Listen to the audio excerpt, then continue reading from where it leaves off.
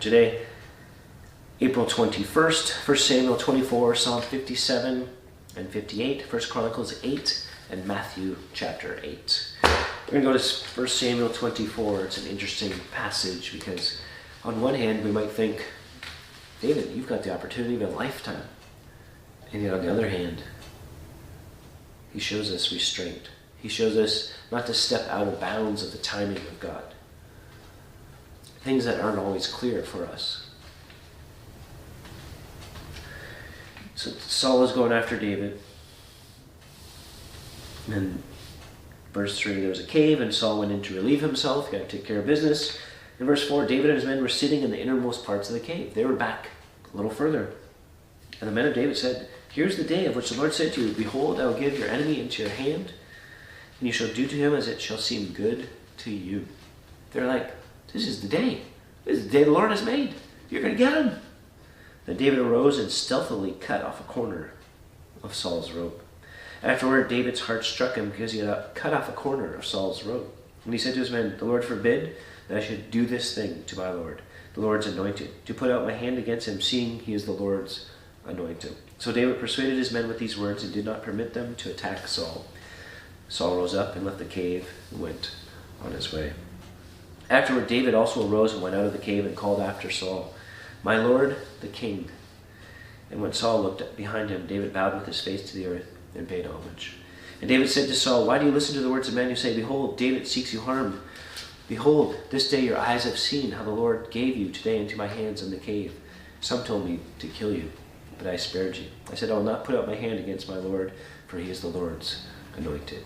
See, my father, see the corner of your robe in my hand, for by the fact that I cut off the corner of your robe and did not kill you, you may know and see there is no wrong or treason in my hands. I have not sinned against you, though you hunt my life to take it.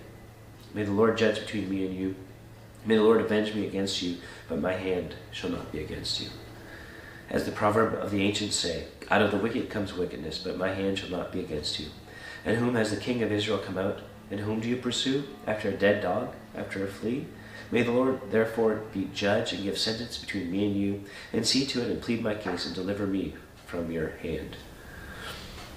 And Saul responds that, you're more righteous.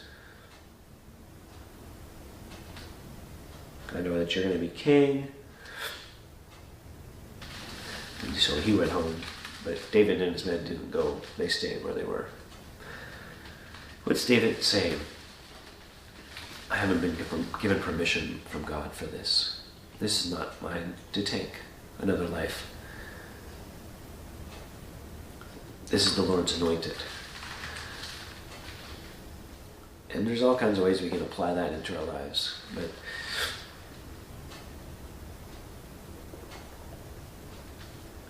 David wanted to be known that he has nothing against Saul. He has not sinned against him. He's not harboring thoughts against him. And sometimes that's hard because you don't get that opportunity.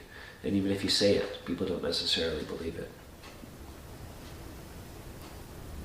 But David wholeheartedly was demonstrating, look, I could have taken you out. Some said, we should take you out. But I said, no, we can't.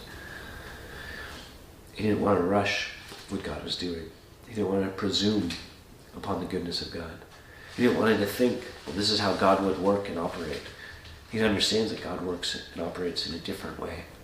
That if he's going to be king, it's not going to be because he killed the previous king. Sometimes we need to step back and let God be God in our lives.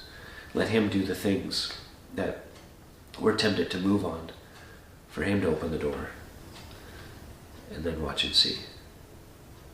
Till next time, keep growing little by little.